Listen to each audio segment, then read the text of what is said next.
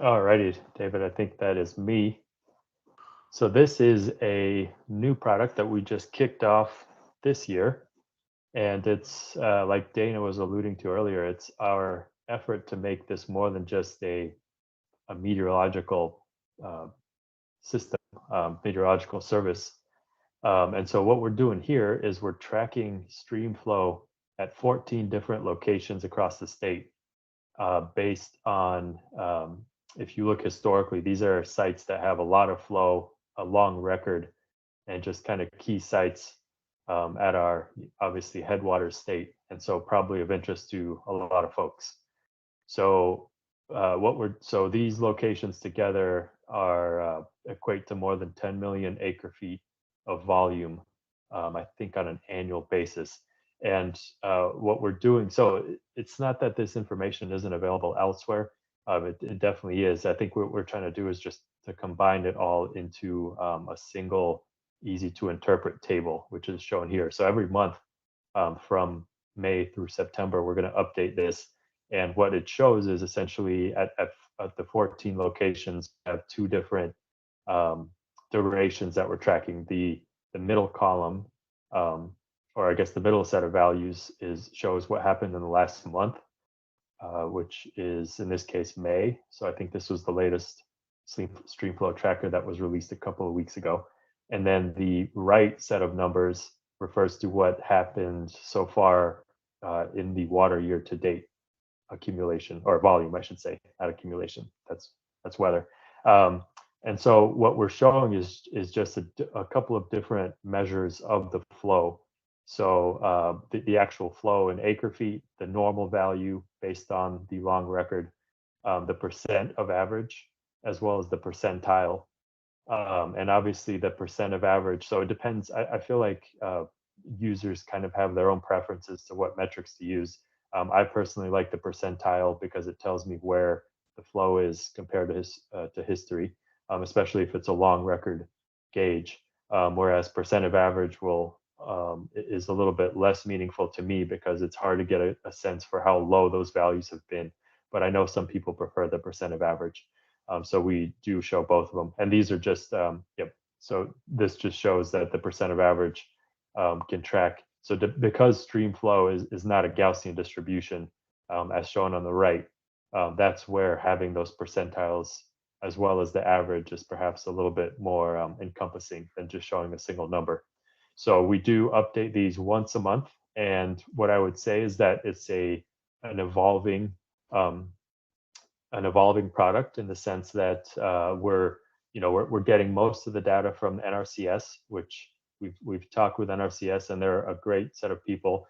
They have just tons of knowledge about these things, but it's definitely, we've been on a learning curve in terms of when the data is available, and what kind of complications there are, obviously, because we have trans mountain diversions, we have all kinds of irrigation ditches and things that take the flow, and tweak it compared to what it would have been if it was naturalized flow.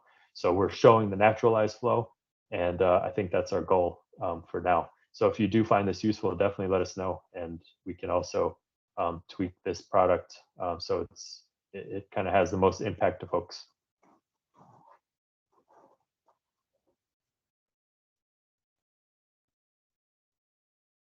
Okay, super quickly in the next few minutes. I think we have like 3 minutes to go.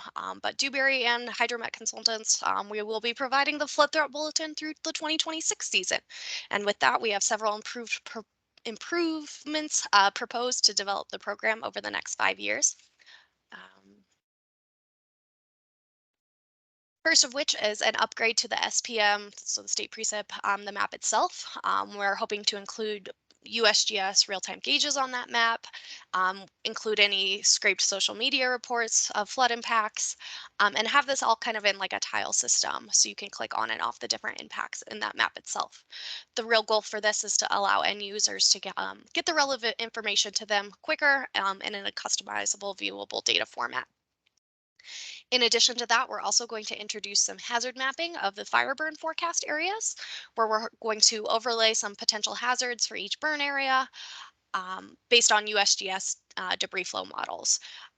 This could be impactful for things like trails, campgrounds, and roads, with the end goal of having an interactive map similar to the SPM with tiles that will be useful for end users to show potential flash flood impacts directly to them.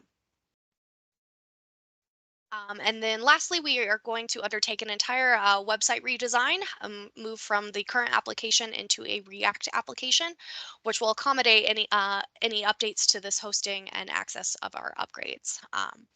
We'll also be able to provide the data, the flood threat polygons that are created each day, as well as the QPE grids to the public. And then easier forecasting archive, so you can go back and look at the forecast or SPM for any given day. All with the goal of making the information more easily available to end users and more accessible for your given needs. So we've got 1 minute. Here's some information. Again, the website is www.coloradofloodthreat.com, and on there you can sign up for our daily email service. Updates to Twitter and Facebook are both at CO Flood Updates. If you have any questions on the program, you can reach out to David Vidsetley or the Colorado Flood Threat at gmail.com email. And any questions on forecasts for Hydromet Consulting in particular, you can reach out to their email at hydrometconsulting@gmail.com. David, do you have anything else to add? Thanks so much, Alyssa, for rattling off all our contact info pretty quickly. Again, just wanted to reiterate Kevin's appreciation and ours for everyone joining today. It was a great group. I know we really dove into things. I appreciate all the questions. I think I'd say one reminder, if folks have not hit on the poll, please scroll back up in the chat to the top and click on that for us. We'd love to just kind of understand our audience a bit better, especially today. And please look for those recordings as we get those posted up to the website after we do a little editing, and that way this can live on. Again, this is a community, and we really want to strive to take feedback. We really appreciate Allison's feedback from CDOT on how we could potentially to kind of tailor specific automatic responses to areas. So we definitely want to include that as we look forward to kind of progressing the program forward. And I'm not sure if Kevin is still on, but if Kevin, if you have any closing remarks for the group, we'd love to hear from you.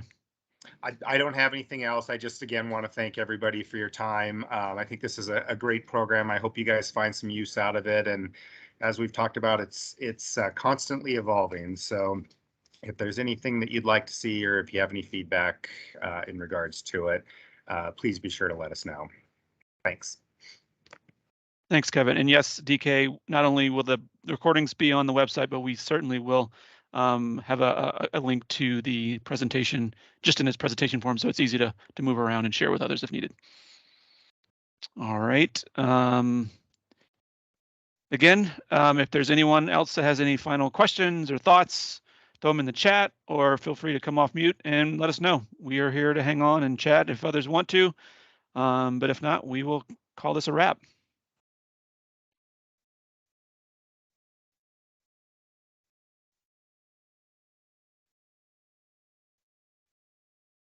Thanks, DK. I'd jump in real quick and just state my appreciation personally, and then professionally. We have a technical advisory team that works with Grizzly Creek affected area and stakeholders. Would invite your team to present on one of our monthly meetings, if at all possible. If Kevin, you have the budget to allow that. I know that's, time and money. So please take that under consideration. We have a pretty strong group that's facilitated by the Middle Colorado Watershed Council, and that, if that's okay, the executive director could reach out to you directly. We'll look into that, DK. Thanks so much. Thanks, Kevin.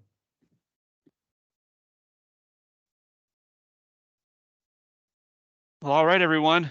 Thank you so much for your time, and we look forward to engaging with everyone as the season progresses. Stay safe out there. Bye all. Thanks for moderating, David. You are welcome. Signing off.